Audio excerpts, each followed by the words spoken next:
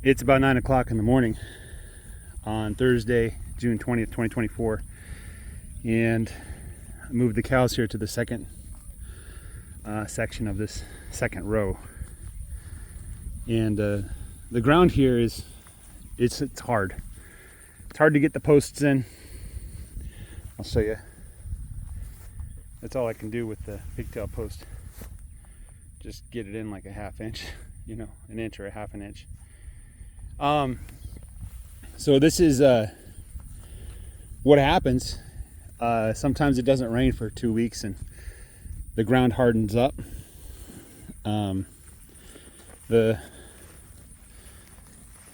If it doesn't rain like this for a while, we're going to be in another drought.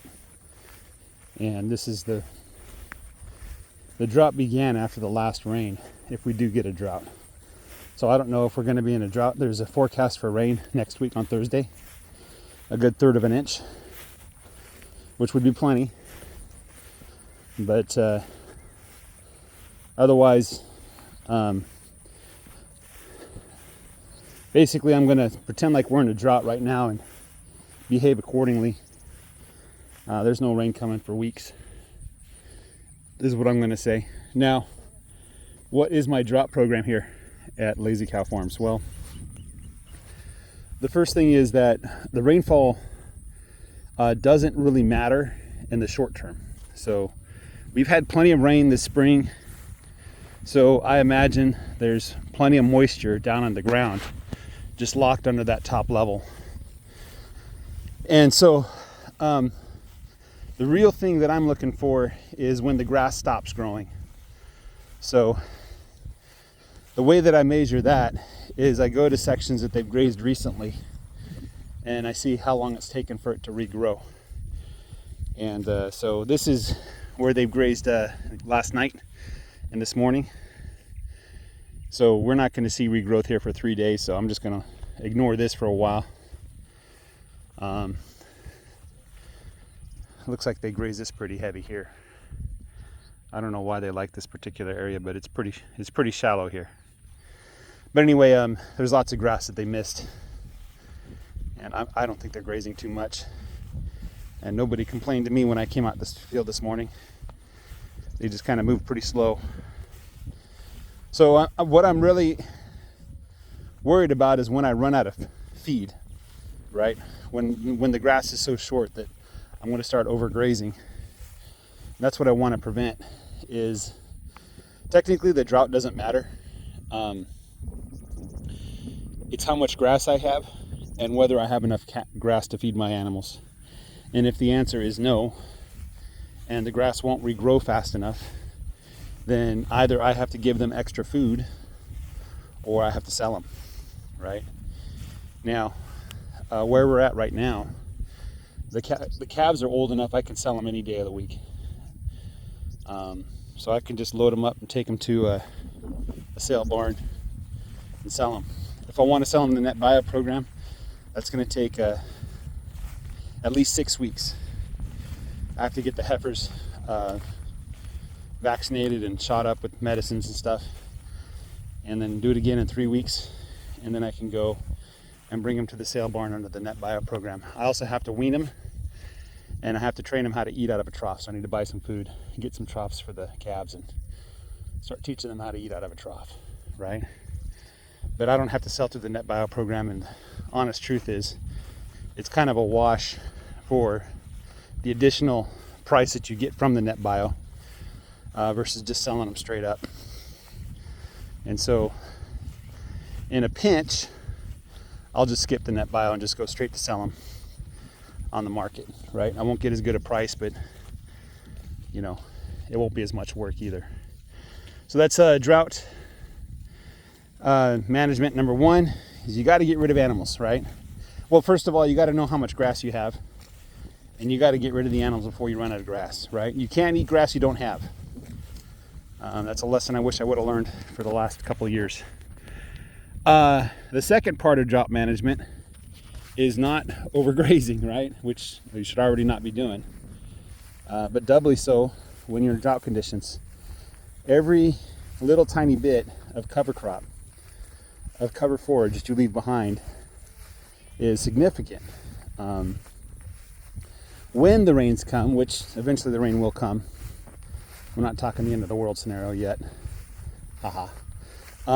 The water is going to hit the ground, and if there's no vegetation to stop that, the water is going to hit the ground and it's going to spray up that top layer of dust, and the wind will blow it away. And so you want the grass and the vegetation to stop that. It doesn't matter what kind of vegetation, weeds, it doesn't matter.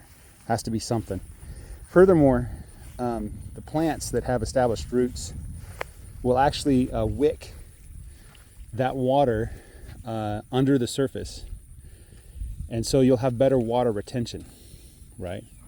And so if it hasn't rained for a long time and you have a field that is completely bare, and all of a sudden you get 4 or 5 inches of rain in a few days, your field's going to end up in your neighbor's property, right? But if you have that cover crop, that vegetation, even if it's weeds, it doesn't matter, then the dirt will not wash away and the water will absorb into the ground, right? And that's the critical thing, is you need that water to get in the ground. The surface doesn't matter as much as the water downstairs, right? So you leave the plants there, you don't overgraze them. They send down the roots. It helps to bring the water downstairs. It protects the soil from rain, that splattering effect. And what's the third thing? Well, if your plants have deep roots, then they can access water that other plants can't. Okay? So while you won't be planting during a drought and expecting those seeds to do well, the established plants that have deep roots will do just fine in a drought. In fact, they might even do better. They might be well adapted to drought conditions and thrive when there's a drought. And that's a lot of the native species here, the native grasses, which Dallas grass, this is Dallas grass right here if you're wondering. Dallas grass is one of the native species. They just do perfectly fine during a drought. In fact, they kind of enjoy it. They do better. Bermuda grass as well. It's known for putting down deep roots.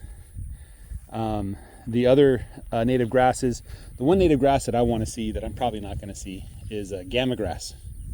Right? Eastern gamma grass is just this magical fairy tale of grass that grows super tall, super fast, and puts down these super deep roots, like 10, 20 feet down, right? And so the gamma grass is entirely resistant to droughts. Like droughts just don't even affect it, right? Because they're not worried about what's happened at the top layer. They're communicating with the ground deep underground, right? So now if I go through and graze aggressively and then come back in 3 days and graze again, or I leave them out to pasture in the same spot for an extended period of time, or if I come back before the grass is fully regrown, then that's a good way of killing the grass and destroying those roots. And so when I come back in a drought after grazing aggressively, there's not going to be any grass. It's not going to regrow because it can't access that water that's underground, right? So the rule of thumb in a drought conditions is don't overgraze. You got to sell animals. You can't magically create grass out of thin air. So look at what you have, what you're eating. And if you're out of grass, you got to sell animals, So this time of year, these calves, let's see, they were born mostly in February. So they're on average about 3 months old. It's a little young to sell them. I probably won't get the most money I can out of them, but it's better than having them overgraze the pasture and destroy it. Okay. So if I run out of grass, so I come into July or August and I'm looking for where to move the cows next and I run out of grass, then what I do is I get a trailer and I sell the animals. Now, because of the economics of things, everybody else will be selling their animals in my area as well. And diesel's expensive. So what I have to do is at the first signs that I won't have enough grass to maintain these animals like I plan to, I got to sell right away, right? So I got to sell before everybody else. So I got to pull that trigger quick, right? Now, am I concerned about there not being enough grass? No, I think I'm understocked. I think that if I continue like I'm doing, so 100-foot wide rows, let's see, that's 25 or 26, depending on how I count, but let's say 25. So 24 is a nice round number, so 24 rows for a rotation. And so that's 12 weeks. So that is 3 months. So it's going to take me 3 months for me to work through this pasture. So by the time I get to the end of this pasture with the cows, with 100-foot wide rows, it's going to be September. Right? Is that correct? Let me just double check my math here. 25 divided by 2 is 12. 12 divided by 4 is 3. Yeah. It's going to be September. Okay. So in July, we're probably going to hit 1/3 of the way down. In August, we're going to hit 2/3 of the way down. And then in September, we'll be thinking about bringing the cows back at the beginning. Right? And I'm going to keep the same pace with the sheep. Try to keep them 180 degrees out of phase with the cows. For those of you that know what those words mean, basically I'm going to keep them halfway down the field so that it'll be 1.5 months before the cows reach where the sheep were. And then at some point I'm going to bring the bulls down here, and I'm going to bring the rams up there. So that's what I'm looking at. And I think with 100-foot wide rows we'll be plenty fine. And I'm going to carefully watch, see how much they eat, see how much they leave behind, and if I get the sense they're eating too much, they're overgrazing, then I will make the rows wider and adjust accordingly. So, and then of course I have the back 20 that I haven't even touched, but the back 20 is not supposed to be touched. That's like if I screw everything up and miscalculate and everything, but I don't think I'll have to touch it. So I'm going to leave the back 20 fallow this year, and then next year I'm going to graze the back 20, probably in the winter.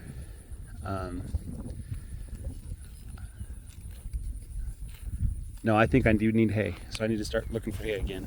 And I do see a bunch of hay in fields, so it looks like the hay harvest was just fine.